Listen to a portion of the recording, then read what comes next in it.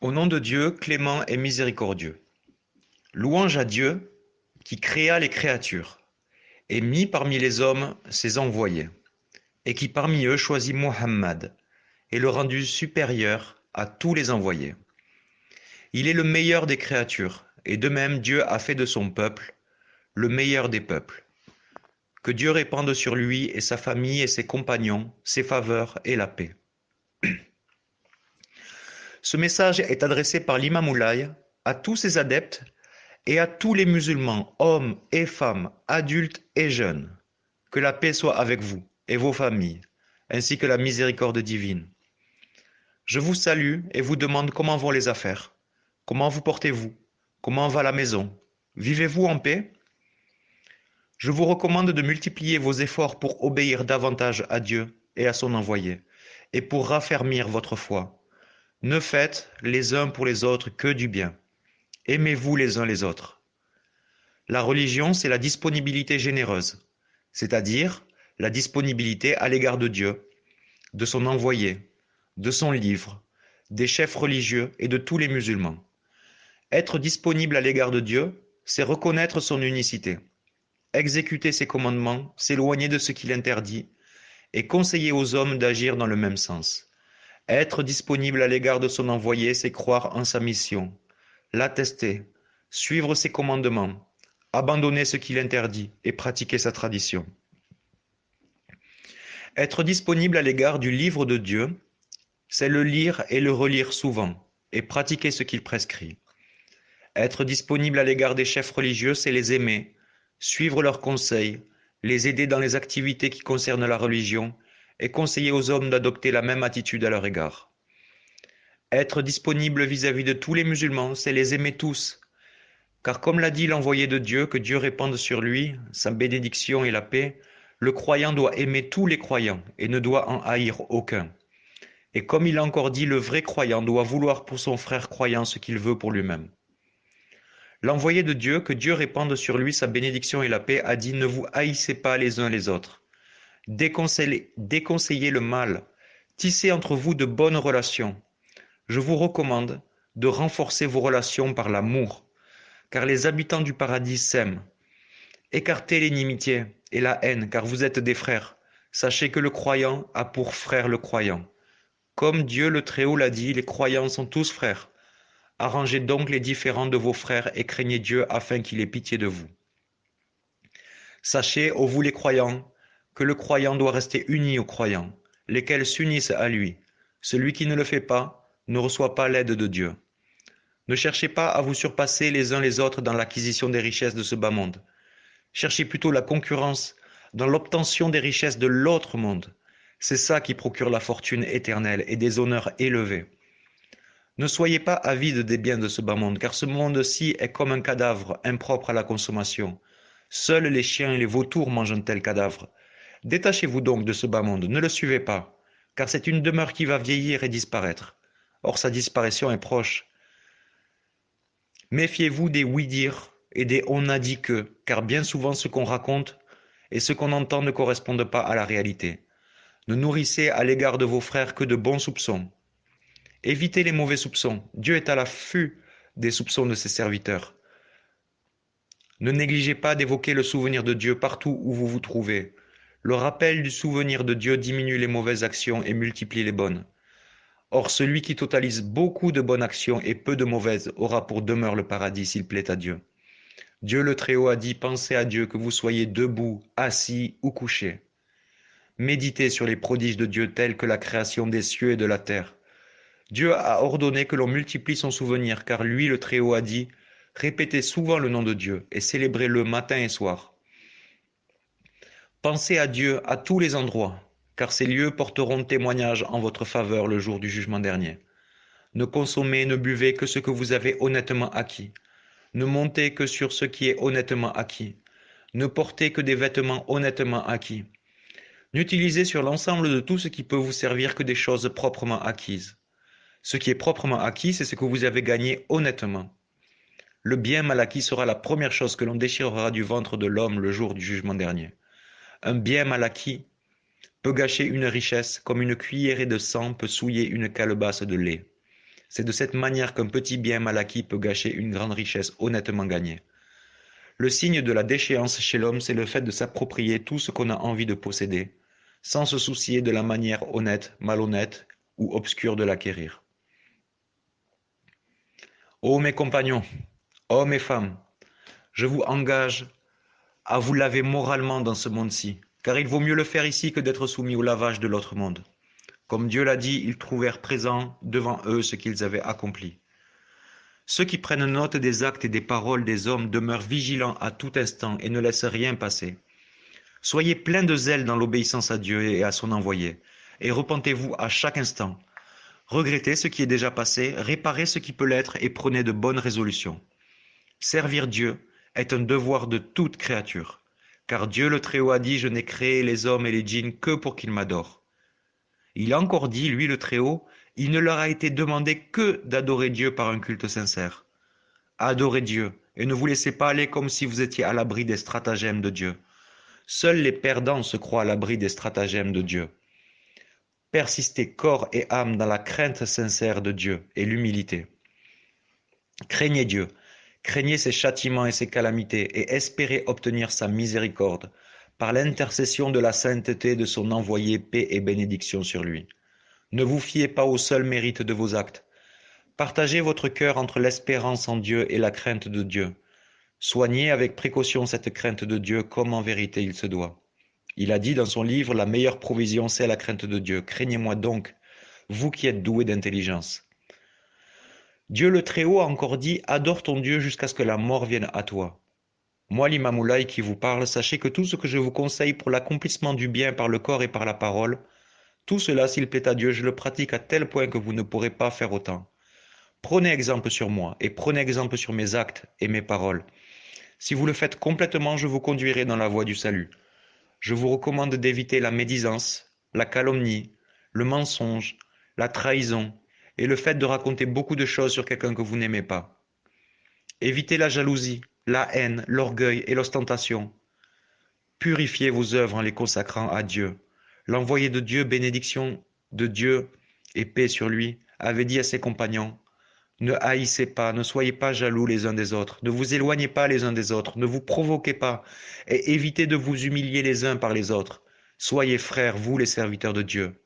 Moi aussi je ne vous recommande rien d'autre que cela. Je vous recommande la pratique régulière de la prière.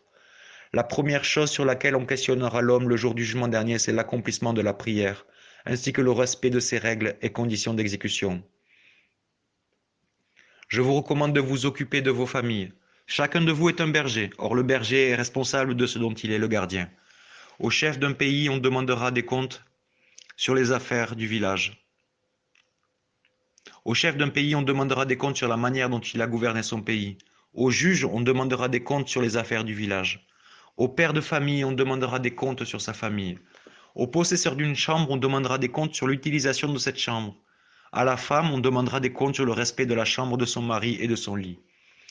On demandera au serviteur de rendre compte de la manière dont il s'est occupé des affaires de son maître. De même, les différentes parties du corps de l'homme donneront un témoignage sur ce qu'on a fait. Je vous recommande donc le bon accomplissement de vos devoirs familiaux. Un père de famille défaillant sera accusé par les membres de sa famille devant Dieu le Très-Haut. Ils diront, ô notre Dieu, celui-là était notre chef, mais il ne nous a jamais conseillé d'adorer Dieu. Prends donc sur lui les préjudices qu'il nous a ainsi causés. On évaluera alors l'étendue des préjudices, et on déduira le tout de la somme des biens qu'il possède. S'il n'en possède pas, on puisera sur les péchés des membres de sa famille une quantité équivalente aux préjudices, pour l'ajouter à ses propres péchés. Si les membres de sa famille en arrivent à cela, c'est à cause de l'aveuglement et de la frayeur qui les frappe, à la vue de l'enfer, de ses supplices, de ses flammes et étincelles, tandis qu'ils ne savent pas comment en être sauvés. Voilà pourquoi on prélève sur le père de famille les préjudices résultant du fait qu'il n'a pas conseillé ou éduqué les membres de sa famille. De même, des femmes diront, ô mon Dieu, celui-là était mon mari sur terre. Il me battait pour m'imposer le respect de son lit, mais il ne m'a jamais battu pour manque d'obéissance à Dieu et à son envoyé, ou pour manque de pratiquer les prières, le lavage rituel, les ablutions et le jeûne. Il ne m'a jamais interdit la danse, les chansons frivoles, le bavardage et les injures.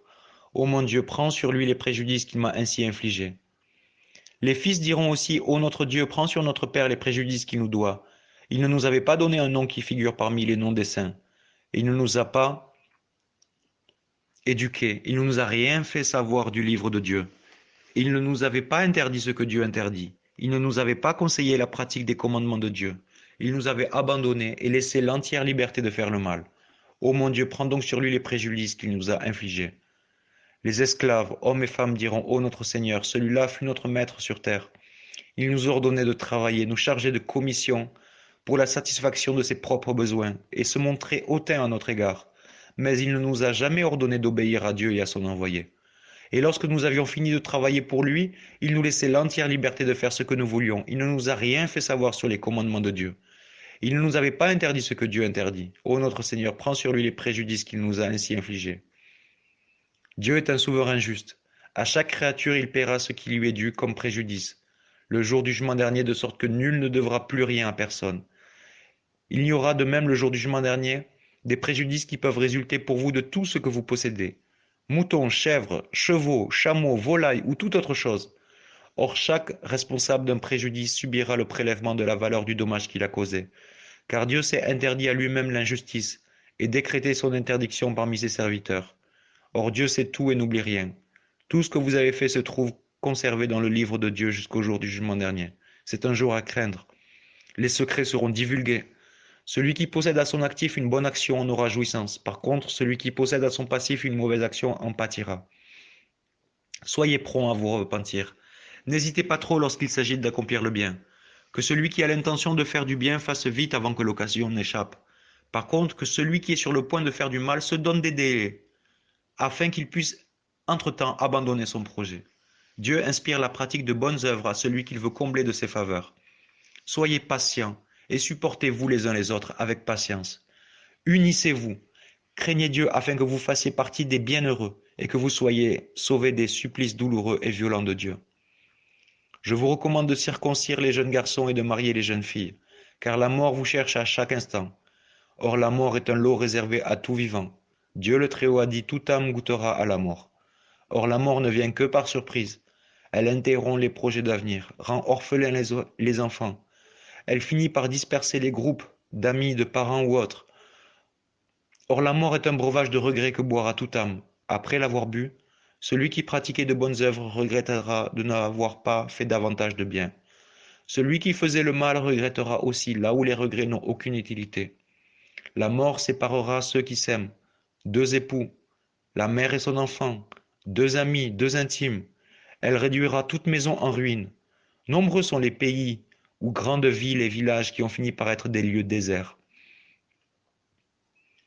Nombreux sont ces lieux abandonnés qui furent avant leur décadence remplis de monde, de beaux bâtiments et maisons que la mort a fini par anéantir. Rappelez-vous le jour où Dieu ordonnera à Asrafil de souffler dans la trompette. Ce jour-là, dès qu'il aura soufflé, nul ne manquera à l'appel.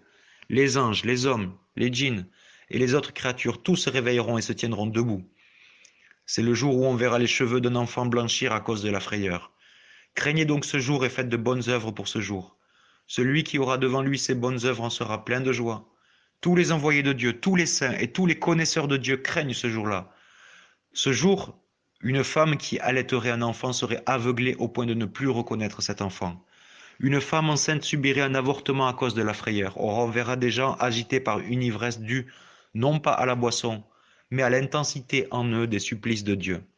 Sachez qu'il est du devoir de tout chef religieux de pratiquer avec ferveur les commandements de Dieu et de son envoyé, et de conseiller à ses adeptes d'en faire autant. Il doit leur inspirer la crainte des supplices de Dieu, leur rappeler constamment Dieu, les avertir, les exhorter à s'éloigner du mal. Il ne doit pas chercher à obtenir de ses adeptes des avantages qui lui importent plus que leur pratique des commandements de Dieu et de son envoyé. Celui qui appelle les hommes vers Dieu, qui prétend détenir une voie droite, qui cherche à avoir des adeptes et qui se soucie surtout de s'enrichir auprès d'eux, ou un chef religieux qui laisse ses adeptes se conduire selon leur bon plaisir, sans qu'il les avertisse ou qu'il leur promet le salut dans l'autre monde sans que cela soit par leur pratique des commandements de Dieu et de son envoyé, est un homme qui s'est précipité lui-même dans la colère de Dieu, et il a en outre égaré et condamné ses adeptes. Ceux-ci réclameront le jour du jugement dernier le prélèvement sur leurs chefs religieux du montant des préjudices qu'ils ont subis. Mais ils pourront le faire que s'ils ignoraient les mensonges de leur guide. En effet, s'ils avaient suivi ce guide connaissant ses mensonges, ou s'ils l'ont suivi parce qu'ils appréciaient la légèreté de ses principes et son indulgence à l'égard de leurs péchés, Alors il ne servira à rien de réclamer un dédommagement, car ils sont comme leur chef, des chacals destructeurs. Ô vous croyants, craignez Dieu, craignez la mort et l'ivresse de l'agonie, ainsi que la violence de l'extraction de l'âme. Craignez l'obscurité de la tombe, l'interrogation faite par les anges, les supplices à l'intérieur de la tombe, la pression qu'exerce la terre ainsi que la longue durée du séjour dans la tombe, jusqu'au jour du jugement dernier. Craignez le moment où l'on ressuscitera, la terreur du jour du jugement dernier, le pont Sirate, ainsi que l'enfer et les supplices réservés aux mécréants et aux hypocrites. Voilà des paroles qui suffisent pour convaincre. Nul n'échappera à la mort. La terre avalera tout ce que vous enfanterez. Tout ce que vous amasserez comme richesse reviendra à vos héritiers.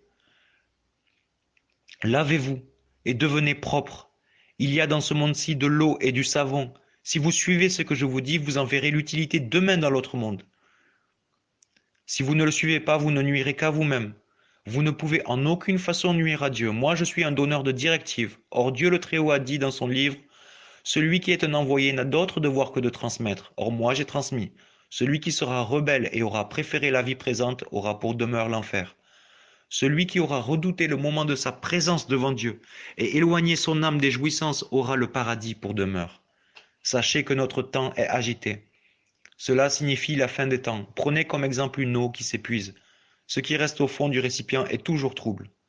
Donnez fréquemment l'aumône, car l'aumône écarte les calamités et les accidents malheureux. Elle attire la fortune, et le jour du jugement dernier, elle constituera une ombre pour abriter celui qui donnait l'aumône. Il est écrit dans le livre de Dieu, l'homme ne récoltera que le fruit de son action. Votre richesse ne peut vous être utile que par la proportion qui a servi à vous nourrir, la proportion qui a servi à vous habiller, et la proportion que vous avez investie pour demain dans une œuvre consacrée au service de Dieu. Fatiguez votre corps par la pratique de la prière et du jeûne. Purifiez vos richesses par le paiement de l'impôt. Dieu a dit accomplissez la prière et payez l'impôt. La prière est le pilier de la religion. Celui qui l'accomplit régulièrement en respectant ses conditions d'exécution et ses modalités, telles que ses stations debout, ses génuflexions, ses prosternations et ses invocations, celui-là a consolidé la religion de Dieu. Par contre, celui qui sous-estime la prière est un destructeur de la religion de Dieu. Cependant, les prières de celui qui ne paie pas la zakat de sa fortune ne seront pas agréées.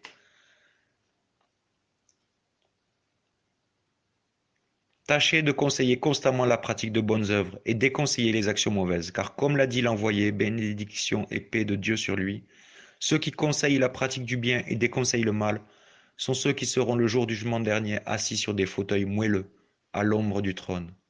Entraidez-vous, soyez patients et indulgents les uns à l'égard des autres. Instaurez la paix entre vous, soyez cléments les uns envers les autres et soyez généreux les uns pour les autres. Dieu est à l'égard des croyants très clément. Celui qui aura fait le bien du poids d'un atome le verra, et celui qui aura commis le mal du poids d'un atome le verra aussi. Que Dieu ait pitié de vous, qu'il vous accorde le salut et la paix, et qu'il vous guide dans le droit chemin. Amen.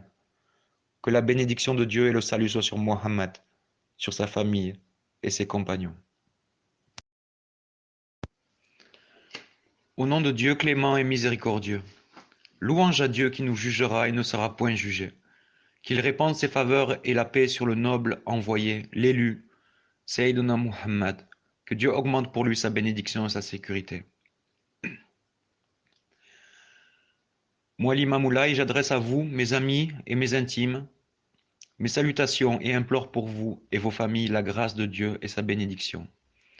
Je vous salue et vous demande comment vont vos affaires, vos familles, vos voisins, comment prospèrent vos puits, vos champs, vos vêtements, vos ustensiles, votre eau, etc. Je vous demande aussi comment marche la surveillance que vous devez exercer sur vos femmes, vos enfants, vos serviteurs et vos biens, pour les empêcher de commettre une faute, une injustice ou de porter préjudice à autrui. Comment les exhortez-vous à apprendre les commandements de Dieu, à éviter ses interdits et à s'intéresser aux œuvres religieuses? Et comment subvenez-vous à leurs besoins alimentaires et vestimentaires, au logement et aux autres besoins? Et comment les traitez-vous avec douceur et avec indulgence lorsqu'ils tombent dans certaines défaillances? L'envoyé de Dieu, bénédiction de Dieu et paix sur lui, a dit: tout homme qui se montre patient et indulgent à l'égard du mauvais caractère de sa femme recevra de Dieu la récompense qu'il réserva au prophète Ayoba, paix sur lui, après l'épreuve de sa maladie. Ayoba était si malade que les vers se déplaçaient d'un endroit à un autre et se nourrissaient de sa chair et de son sang, et cela pendant 18 ans. Puis finalement Dieu le ramena à la paix et à la bonne santé et le revêtit de vêtements superbes de satin et de soie, le couronna d'une couronne d'or. C'est après la guérison de la maladie que Dieu le Très-Haut lui accorda tout cela, d'un seul coup, de par sa puissance. De même, toute femme qui supporte avec patience le mauvais caractère de son mari recevra de Dieu la récompense qu'il a donnée à Rahmata, épouse de Ayoba, paix sur lui. Rahmata était celle qui avait supporté patiemment toute la durée de l'épreuve subie par Ayoba, après que celui-ci fut abandonné par ses autres épouses. Elle portait Ayoba sur son dos, comme on porte son enfant, et le transportait dans les villes et les campagnes. Elle louait ses services et nourrissait Ayoba avec son salaire, pendant toute la durée de sa maladie. Elle n'a jamais cessé d'être patiente, d'être volontaire, et d'espérer en Dieu pour son mari, jusqu'au moment où Dieu guérit la maladie de son mari et le ramena à son ancienne prospérité. Ce changement est intervenu en l'absence de son épouse, qui était allée en ville louer ses services pour gagner de quoi nourrir Ayoba. Quand elle revint, elle trouva celui-ci dans l'honneur et l'opulence, avec sa couronne d'or et ses vêtements de soie. Elle ne le reconnut pas. Elle lui dit, n'avez-vous pas vu ici un homme accablé d'épreuves? Il lui répond, quel est le lien qui vous unit à celui que vous cherchez? C'est mon mari, répondit-elle. Ne me reconnais-tu pas? Lui dit Ayoba. Je soupçonne bien que c'est toi, lui dit sa femme. C'est bien moi, lui dit Ayoba. Dieu, de par sa puissance et sa bonté, m'a ramené à la bonne santé. Sachez, ô vous femmes du peuple de Mohammed, que celles parmi vous qui supporteront avec patience leur mari recevront de Dieu la récompense qu'il attribue à Rahmata, épouse de Ayoba, paix sur lui. Nous louons Dieu, souverain de toutes les créatures, pour ses actes. Dieu a dit dans son saint livre, les persévérants recevront une récompense qui ne sera pas mesurée. Je vous fais savoir que je m'adresse à vous pour vous rendre visite, à la manière de la visite que le guide rend à son disciple. Si le disciple passe la nuit à un endroit, sur l'ordre de son maître, celui-ci doit le matin aller lui rendre visite pour savoir comment il a passé la nuit et comment il s'est réveillé. Puis il lui indique ce qu'il doit faire durant la journée, les limites de son travail, et l'endroit où il doit passer la journée en lui faisant connaître les bonnes actions et lui interdisant les mauvaises. Je vous rends donc visite autant que doit le faire le berger qui veille sur ce qu'il garde. En effet, le berger qui a attaché ses animaux dans l'étable et qui est allé passer la nuit ailleurs doit le matin aller leur rendre visite pour voir s'ils ne sont pas détachés. Je vous rends visite à propos de vos champs, de ce bas monde et de l'autre monde, de ce qui concerne votre vie et de ce qui concerne votre mort. J'observe comment vous vivez, comment vous vous comportez vis-à-vis des soucis de ce bas monde, de ses peines, de vos projets, et comment vous favorisez l'observance des commandements de Dieu comme la propreté, par les ablutions et le lavage rituel, par la prière, le jeûne. J'observe comment en ce bas monde vous vous purifiez par l'abondance de l'évocation du souvenir de Dieu, à toute heure, par l'abondance de la lecture du Coran, par l'abondance de la formulation de la prière pour le prophète, par la fréquence de bons conseils que vous donnez pour faire le bien et éviter le mal, et par la fréquence de vos méditations sur les merveilles réalisées par Dieu, comme la création des cieux, de la terre, des montagnes, des végétaux, des mers, des fleuves et d'autres choses. J'observe vos prières et les conditions dans lesquelles vous les pratiquez, comme la rapidité à répondre à l'appel pour vous rendre à la mosquée, ce que vous dites devant la porte de la mosquée, la manière de vous tenir debout dans les alignements, la manière de débuter la prière par la prononciation de la grandeur de Dieu, l'humilité de votre comportement, la bonne exécution des génuflexions, des prosternations, des retours à la station debout, des positions assises, des récitations, de toutes les phases de la prière, de la salutation finale. Et puis j'observe comment vous évoquez le souvenir de Dieu, comment vous priez pour le prophète, bénédiction de Dieu et paix sur lui, comment vous implorez votre Seigneur, comment, s'adressant à lui, vous vous faites humble, et comment est votre patience dans l'attente de son aide. Sachez que toutes les bonnes œuvres se trouvent réunies dans la prière, car la prière constitue le pilier de la religion. Celui qui la valorise honore la religion, celui qui la dévalorise déconsidère la religion. Dieu le Très-Haut a dit, la prière préserve des turpitudes et des mauvaises actions. Je vous rends visite aussi à propos de vos langues, de leurs paroles et de leur silence, et à propos de vos yeux, de leurs regards et de leur refus de regarder, car Dieu le Très-Haut a dit à l'illustre envoyé dans son livre, ô noble prophète, Commande aux croyants de baisser leur regard et de protéger leur chasteté. Dis aussi aux femmes qui croient de baisser leur regard, de protéger leur chasteté et de ne laisser voir de leur parure que ce qui est à l'extérieur, de rabattre leur voile sur leur poitrine et de ne montrer leur parure qu'à leur mari ou à leur père ou père de leur mari. Je vous rends visite aussi à propos de vos déplacements et de vos repos. Je vous recommande de ne vous déplacer que vers un but louable et de vous abstenir de sortir lorsque cela peut permettre d'éviter un mal. Soyez promoteurs de la bonne entente et non des destructeurs de bonnes relations. Observez vos propres défauts plutôt que ceux des autres. Celui qui cherche à dévoiler les vices des autres risque de voir les siens étalés au grand jour. Je vous rends visite aussi à propos de toutes les parties de votre corps et de vos actes. Rendez vos actes aussi beaux que possible, plutôt que de les avilir. Si vous pensez que moi je ne connais pas, je ne vois pas ce que vous faites, ne suis pas proche de vous, sachez que Dieu le souverain est connaissant, voyant et proche, et il paiera à chaque âme ce qu'elle a accompli. Que celui qui demain récoltera du bonheur rende grâce à Dieu de ses faveurs et de sa bonté. Par contre, celui qui récoltera des malheurs ne devra s'en prendre qu'à lui-même. Je vous invite aussi à méditer ces moments de maladie, où couché vous vous tordez de souffrance, pour ensuite délirer, être saisi d'angoisse, avec un corps chaud ou froid. Ces moments où la guérison demeure votre unique souhait. Je vous invite à méditer sur l'instant de l'extraction de l'âme du corps. Elle se retire du corps à partir des doigts de la main et monte jusqu'au cou. Les yeux se tournent alors vers le haut, les mains se crispent, la soif vous saisit. Le corps perd sa force, la voix s'affaiblit, le regard devient plus intense. L'âme ayant dépassé la poitrine, celle-ci gonfle. Les pieds deviennent froids. Méditez l'arrivée de l'ange de la mort, la peur qu'il inspire à ceux qui seront damnés. Son regard, sa grande taille, la rougeur de ses deux yeux, la longueur de la lance qu'il tient, ses assistants qui l'accompagnent. Ils sont grands et très puissants. Je vous invite à méditer ces instants autant que celui qui aime peut inviter celui qu'il aime à le faire. J'observe comment sort votre âme. Je vous observe au moment où on vous lave le corps. J'observe la manière de vous soulever, de vous retirer de votre lit de mort par 4 ou 6 personnes. Votre corps sera plié, déplié, assoupli et posé sur le lieu du bain final, tandis que vous demeurez inanimé. Je vous invite à penser à l'entrée dans la tombe, à l'instant où on vous couche au bord du fossé, à la pose des planches, à l'instant où l'on dénoue les liens qui maintenaient vos habits mortuaires, à l'arrangement des planches et de la paille posée sur elles, à l'entassement du sable sur la tombe et au retour de ceux qui accompagnaient le défunt. Ce dernier demeure alors seul dans sa tombe avec la somme de ses œuvres.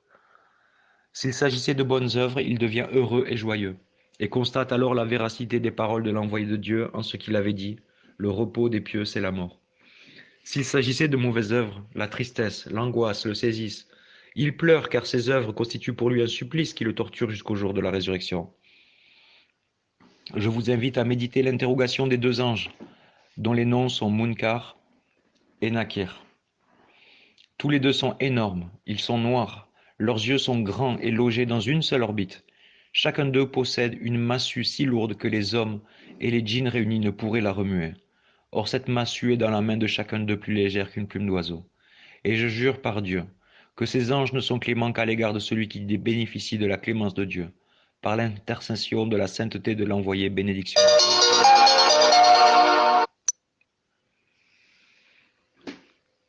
Ces anges font asseoir le mort, l'interrogent sur l'unicité de Dieu et la véracité de la mission de l'envoyé de Dieu, Mohammed. Si la réponse est « J'atteste qu'il n'y a d'autre Dieu qui mérite un culte en toute vérité que le Dieu unique qui n'a point d'associé, et j'atteste que Mohammed est son serviteur et son envoyé, il le met à l'aise, lui facilite les choses, se montre accueillant à son égard, le respecte, l'honore et l'aime. Puis il s'en retourne et le mort demeure dans les faveurs accordées par Dieu jusqu'au jour du jugement dernier. Si par contre il n'atteste pas l'unicité de Dieu et la véracité de la mission de Mohammed, il se trouve envahi par la peur, l'aveuglement et la consternation. Ils lui font subir un supplice violent, ils le battent avec une telle intensité que le lait qu'il avait tété du sein de sa mère sort de lui. Ils l'abandonnent ensuite dans de violentes tortures qui durent jusqu'au jour de la résurrection. Je vous invite à penser au jour de la résurrection, à l'instant où vous secouez le sable qui tombe de votre tête, au moment où l'on conduira les hommes vers l'endroit où ils se tiendront debout. Certains d'entre eux seront battus, d'autres seront transpercés, d'autres ligotés, d'autres verront leur poitrine transpercée de part en part avec leurs propres mains. D'autres seront rendus aveugles, d'autres rendus muets, d'autres rendus sourds, certains atteints d'éléphantiasis, d'autres seront rendus lépreux. D'autres seront ivres au point de ne pouvoir tenir debout, d'autres seront torturés. Ce jour est un jour terrible. Nul ne se souciera de personne, chacun sera suffisamment préoccupé par ses propres affaires, sauf le noble envoyé Mohammed, bénédiction de Dieu et paix sur lui. Je vous rappelle votre marche vers le lieu de rassemblement. Ce jour sera terrible, obscur et long, c'est le jour de l'inquiétude, c'est le jour des regrets, le jour de la soif, de l'infamie, de la honte, de la faillite, le jour des pleurs, le jour des tentatives de tromperie, le jour des rencontres et des séparations aussi. C'est le jour où seront dévoilés les vices. Ce jour, les hommes seront appelés à se ranger derrière leur tête de file.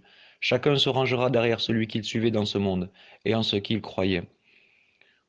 C'est en ce jour qu'apparaîtra la supériorité du meilleur des créatures, Mohammed, de ses saints et de son peuple. Je vous rappelle le jour de la longue station debout et l'instant de la pose de la balance.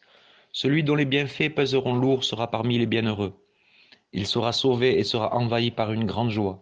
Celui dont les méfaits pèseront lourd sera parmi les damnés, sera couvert de honte, tombera dans la faillite, l'aveuglement, car Dieu le Très-Haut a dit, ceux dont les bienfaits seront lourds seront les bienheureux.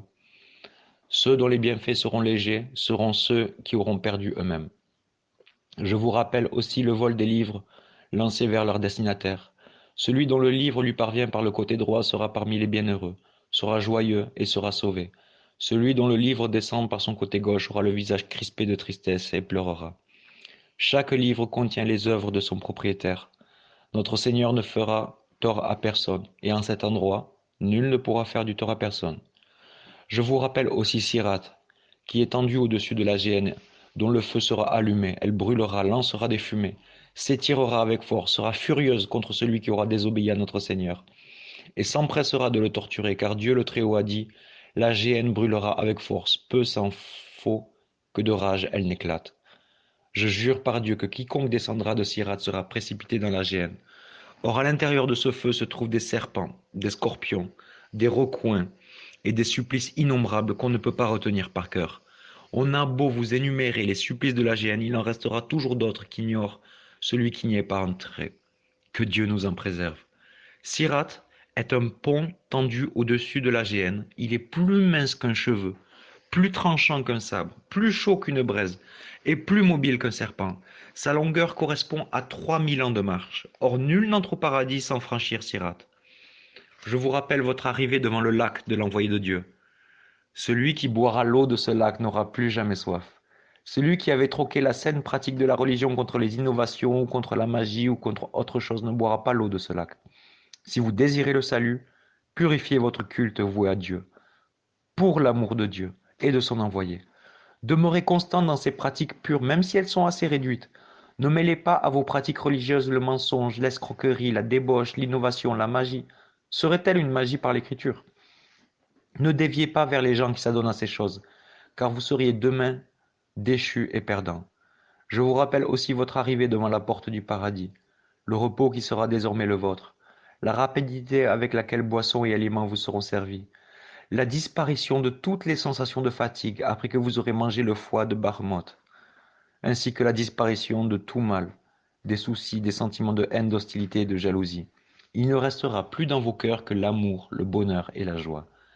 Je vous rappelle aussi votre séjour à l'intérieur du paradis, la demeure où l'on est comblé de faveurs, où existent de superbes maisons et des commodités. Je vous rappelle votre rencontre avec vos épouses, avec les filles et femmes du paradis, votre entrée dans les palais et les lits élevés. C'est là que tout besoin sera satisfait. Sachez que je suis votre ami, je ne vous quitterai pas jusqu'à votre entrée dans le paradis. Après y avoir passé un long séjour, vous m'oublierez et vous oublierez Dieu. Que Dieu vous fasse bénéficier de sa miséricorde. Que Dieu assure votre sécurité. Que Dieu fasse que vous soyez droit. Bénédiction de Dieu et paix sur Mohammed, sur ses proches et ses compagnons.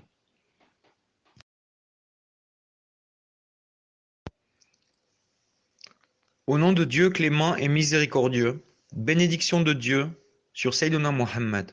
Louange à Dieu, que sa bénédiction et la paix soient sur l'envoyé de Dieu. C'est l'Imamoulaï, le noble saint maître bien connu, qui exhorte à la pratique du bien et déconseille le mal, qui s'adresse à tous ses disciples qui croient en Dieu et à son envoyé, et qui ont saisi la solide corde de Dieu. Ses salutations, leur disant que la paix soit avec vous, ainsi que la clémence et la bénédiction de Dieu. Je rends grâce à Dieu de ses faveurs pour vous. C'est lui le souverain en dehors de qui il n'y a aucun autre souverain qui mérite un culte en toute vérité. Le but de ce sermon est de vous adresser mes salutations et de vous demander les nouvelles de votre bien-être, de votre sécurité, de votre famille et de vos maisons. Je vous rappelle ce que vous êtes. Je vous rends visite sincèrement et vous demande comment vous pratiquez le culte que vous rendez à Dieu. Comment vous gouvernez vos affaires et vos familles? Est-ce avec légèreté ou pas? Je vous commande de pratiquer ce que Dieu et son envoyé vous commandent, et je vous interdis ce qu'ils vous interdisent. Sachez que Sayyiduna Mohammed, bénédiction de Dieu et paix sur lui, est né à la Mecque, et c'est là qu'il reçut sa mission d'envoyé de Dieu. Il y avait trouvé une religion qui l'anéantit et implanta l'islam, qui est la droite religion de Dieu. Celui qui croit en l'islam et le pratique sera sauvé. Celui qui le traite de mensonge tombera dans la déchéance. Le maître de ces temps-ci est venu. Entre lui et les savants, il y a des différences de conception religieuse, et ceux-ci l'ont rejeté. Or il appelle à la religion avec droiture, vers Dieu. Celui qui le suit et atteste la véracité de sa mission s'engage dans la droiture. Par contre, celui qui traite sa mission de mensonge tombera dans la déchéance. Sachez que la religion doit être également pratiquée par adultes et jeunes, hommes et femmes. Vous avez lu ce que Dieu le Très-Haut a dit. Les hommes et les femmes soumis à Dieu, les croyants et les croyantes, les personnes pieuses des deux sexes, les personnes justes des deux sexes, les personnes des deux sexes qui supportent tout avec patience, les hommes et les femmes qui craignent, les hommes et les femmes qui font l'aumône, les personnes des deux sexes qui observent le jeûne, les personnes chastes des deux sexes, les hommes et les femmes qui se souviennent de Dieu à tout moment. Pour eux, Dieu a préparé pardon et énorme récompense. Or le savoir ne peut servir que lorsque la croyance en Dieu et la crainte de Dieu l'accompagnent et qu'on le pratique, sinon il ne sert à rien. Le savoir est une chose très utile lorsqu'il est allié à un cœur qui craint Dieu. Soyez des pratiquants zélés, car vous êtes dans la même situation que les premiers musulmans, à qui on ordonnait de faire la guerre sainte et qui se battaient et versaient leur sang pour la religion de Dieu. Quant à nous, nous n'avons pas à faire la guerre sainte. Je vous recommande seulement la guerre contre les passions de l'âme.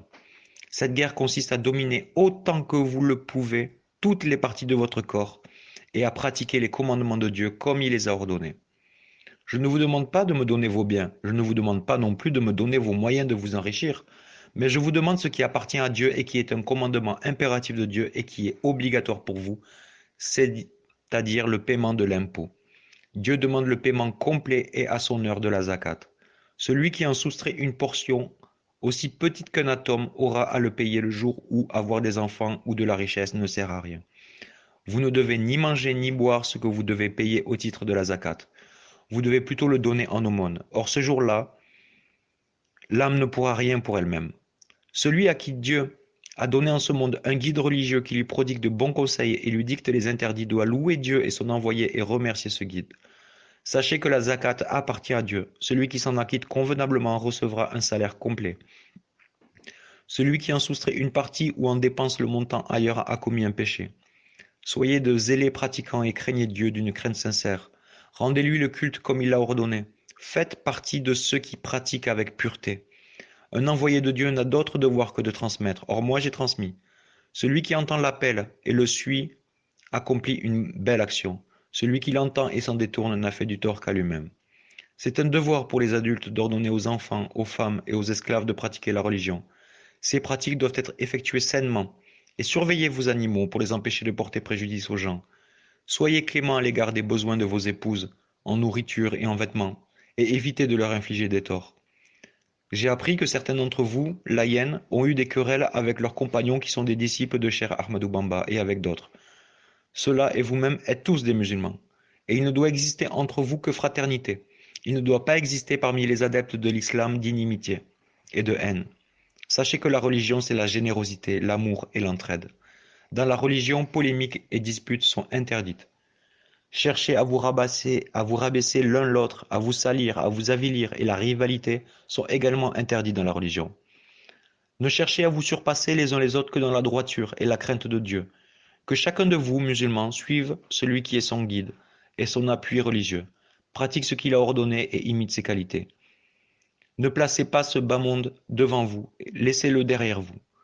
Lorsque vous recevrez ce message, vous devez le lire parmi vous et parmi les musulmans présents. Réunissez-vous en toute pureté d'intention et unissez vos cœurs pour l'amour de Dieu et de son envoyé. N'empêche que vous pouvez aller vers celui qui reste chez lui pour lui donner lecture du message. Au nom de Dieu clément et miséricordieux, louange à Dieu souverain des créatures qui a ordonné la probité et l'embellissement des actions. Bénédiction de Dieu et paix sur le meilleur des envoyés de Dieu. 1000 salutations de l'imam Moulay sont adressées à ses intimes, à ses amis, à ses disciples, comme Abdoulaye Diallo, et à tous ses parents musulmans, aux hommes, aux femmes, jusqu'aux poules de leur maison. Je leur fais savoir que je leur recommande la crainte de Dieu le Très-Haut. Je leur ordonne ce que Dieu ordonne et leur interdit ce qu'il interdit. Je leur recommande aussi de s'unir en bloc, de s'entraider, de se rendre visite mutuellement, de se consulter, de s'aimer en tout instant devant Dieu et son envoyé. Laissez derrière vous ce bas monde. Ne le placez pas devant vous, car il ne manque pas de trahir par surprise celui qui s'accroche à lui. Sachez que moi je ne cherche pas à acquérir des bâtiments ni des boutiques.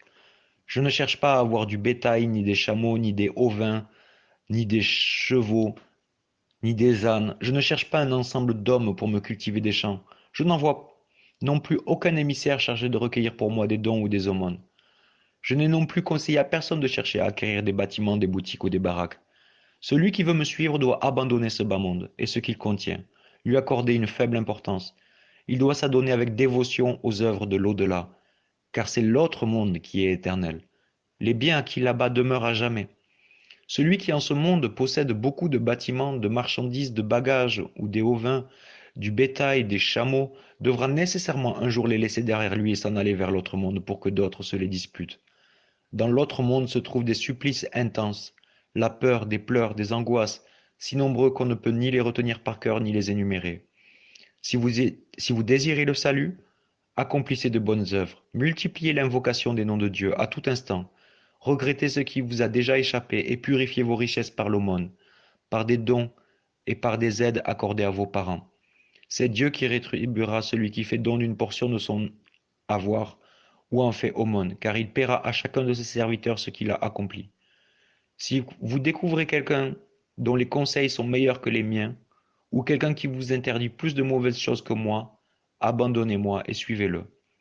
Que la paix soit avec celui qui se maintient dans la droiture et se détourne de ses passions et de ses plaisirs. Louange à Dieu, souverain de l'univers.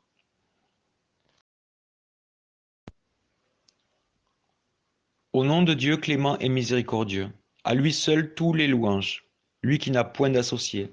Bénédiction de Dieu et paix sur Sayyiduna Mohammed qui est son serviteur et son envoyé.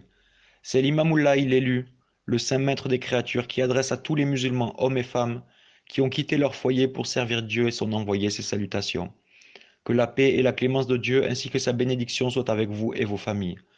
Ce sermon a pour but de vous avertir sur ce qui dans vos rassemblements est nuisible aux uns et inutile à ceux qui se rassemblent. Il s'agit des assemblées qui se constituent à l'occasion des funérailles. Sachez que les cérémonies de funérailles telles qu'elles sont pratiquées maintenant ne sont pas licites. Elles sont interdites par le droit musulman. Méfiez-vous de ces rassemblements. Après l'enterrement du défunt et le retour de ceux qui étaient allés l'accompagner et après avoir présenté vos condoléances à la famille du défunt et aux parents, dispersez-vous et retournez chez vous. Celui qui étant venu à présenter ses condoléances puis sans s'asseoir est rentré chez lui, reçoit plus de bénédictions de Dieu que celui qui a présenté ses condoléances puis est resté assis. Celui qui après avoir présenté ses condoléances s'est assis, puis est rentré chez lui, reçoit plus de bénédictions que celui qui a présenté ses condoléances, est resté assis et a bu, puis rentre chez lui. Ce dernier reçoit plus de bénédictions que celui qui a présenté ses condoléances, est resté assis, a bu et mangé. Toutefois, ce dernier reçoit plus de bénédictions que celui qui est resté 1, 2 ou 3 jours chez le défunt. Sachez qu'il est possible que les aliments servis dans ces cérémonies de funérailles ne soient pas sains, dans la mesure où ils peuvent provenir d'un mélange de biens honnêtement acquis et de biens mal acquis. En effet, certains parents du défunt iront chercher le montant de leur participation alors qu'ils n'en ont pas les moyens. Mais ils le feront par pudeur ou par crainte d'être vilipendés, et ils peuvent l'acquérir de manière illicite ou obscure. La cause de cela est le fait que certains individus dénigrent ceux qui n'apportent pas leur offrande ou ceux qui n'assistent pas aux funérailles. Ils disent un tel n'est pas venu, ou je n'ai pas vu un tel ou un tel est venu mais il n'a rien donné, ou un tel ceci ou cela. Ce n'est pas joli et ça n'a rien à voir avec l'islam. C'est la médisance, c'est un tort. Sachez aux croyants que la médisance est prohibée. Ne vous entraînez pas dans la pratique de la médisance, du mensonge, du mouchardage ou lorsqu'il s'agit de vous avilir les uns les autres. Ne vous rassemblez pas chez le défunt après le retour de ceux qui étaient allés l'accompagner. Que celui qui veut faire une aumône pour le défunt plonge son cœur dans le recueillement. Qu'il se fasse humble s'adressant à Dieu, gloire à lui, pour implorer en sa faveur le pardon et la clémence de Dieu, qu'il le fasse chez lui et non chez le défunt. Je vous recommande d'accomplir avec dévotion les commandements de Dieu et de son envoyé. Ne vous attachez pas trop à ce bas monde et à ce qu'il contient, car c'est du néant. Laissez-le derrière vous. Soyez parmi ceux qui pratiquent sainement en vue de Dieu et de son envoyé. Ne soyez pas parmi ceux qui mettent de la négligence dans l'obéissance à Dieu et à son envoyé et qui négligent de conseiller le bien. Ceux qui conseillent en vue de Dieu et ceux qui suivent ses conseils conformes à ce que Dieu ordonne seront à l'ombre du trône de Dieu le jour du jugement dernier. Que celui qui aura lu ce message le transmette à tous les musulmans, hommes et femmes, et leur transmette mes salutations abondamment. Que Dieu vous rende droit, qu'il vous maintienne dans la paix et qu'il vous assure votre sécurité. Amen. Bénédiction de Dieu et paix sur Mohammed et ses proches.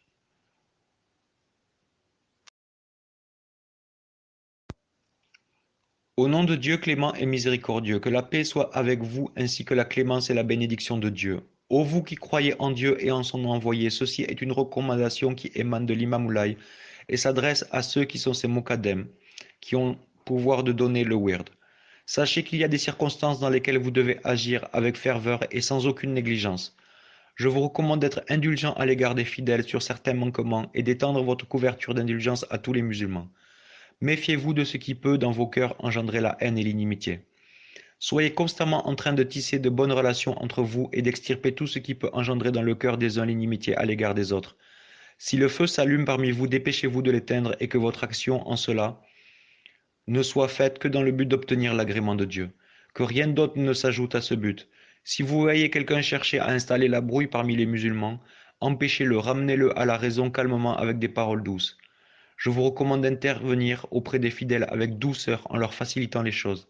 Évitez de provoquer leur éloignement et évitez d'être trop rigide dans tout ce que vous conseillez ou interdisez pour l'obéissance à Dieu ou pour le bien-être des fidèles. Il faut en cela prendre en considération ce que l'envoyé de Dieu avait dit. Facilitez les choses, ne les rendez pas difficiles. Faites bon accueil aux gens, ne provoquez pas leur éloignement. Vous devez aussi éviter le genre de dette qui consiste à prendre les biens des gens en leur promettant en échange le salut dans l'autre monde. Détournez votre attention de ce qu'ils possèdent. Soyez convaincus que c'est Dieu le Très-Haut qui accorde la fortune, c'est lui qui la retire. C'est lui qui rabaisse et c'est lui qui élève. N'ayez d'autre souci que de les intégrer à la religion, à l'islam. Bannissez la désunion et le gaspillage. Ne cherchez pas à amener les gens à vous donner leurs biens en petite ou grande quantité. Cependant, vous pouvez prendre ce que de bon cœur ils vous donnent sans que vous l'ayez demandé. Vous devez aussi éviter de vous montrer supérieur à ceux qui n'ont pas la charge de Mokadem. Sachez que vous êtes tous sur un pied d'égalité dans tout ce que j'ai ordonné aux musulmans dans le premier sermon. Si vous accomplissez complètement ce que j'ai ordonné, vous en tirerez profit en ce monde dans l'autre. Si vous faites le contraire de ce que je vous ai ordonné, vous ne devez vous en prendre qu'à vous-même. Or, le jour du jugement dernier, des gens chercheront à obtenir réparation de préjudice à vos dépens. Puisque vous êtes mes représentants, c'est vous qui, à ma place, avez pouvoir de donner le wird. C'est pourquoi vous devez aussi, à ma place, ordonner la pratique du bien et interdire les mauvaises actions. Ne vous laissez pas entraîner par vos plaisirs. Les plaisirs et Satan feront tomber dans la déchéance ceux qui les suivent. Efforcez-vous de vivre dans la probité, de pratiquer de bonnes œuvres et de belles actions, d'être bon gardien de vous-même et livrer la grande bataille qu'est le combat contre ces passions. Le vertueux chef religieux, fils d'une vertueuse personne, Cheikh Ahmed Tijan, avait dit dès le début des recommandations qu'il donnait à quelqu'un qui était mokadem dans sa confrérie religieuse: ordonne le bien parmi les tiens autant que tu peux, cherche avec ferveur à avoir un caractère doux. Peu s'en faut que le doux ne devienne un envoyé de Dieu. Détache-toi de ce que les gens détiennent dans leurs mains, et ils t'aimeront. De même, détache-toi de ce monde, et Dieu t'aimera. Le fait que Dieu ramène à la droiture une seule personne par ton action vaut mieux pour toi que toute autre chose. Que la paix soit avec celui qui suit la voie. Que Dieu vous rende droit, qu'il assure votre sécurité, ainsi que celle de tous les musulmans. Amen.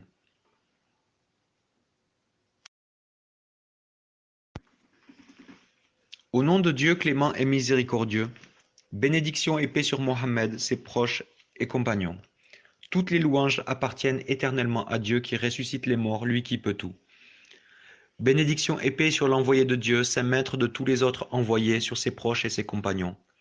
Ce message émane de Seydina Issa Ruhollah, fils de Seydina Limam Moulay, qui est bien connu pour sa bonté et sa noblesse, et s'adresse à tous ses compagnons, hommes et femmes sans exception, à ceux qui sont proches comme à ceux qui sont loin d'ici.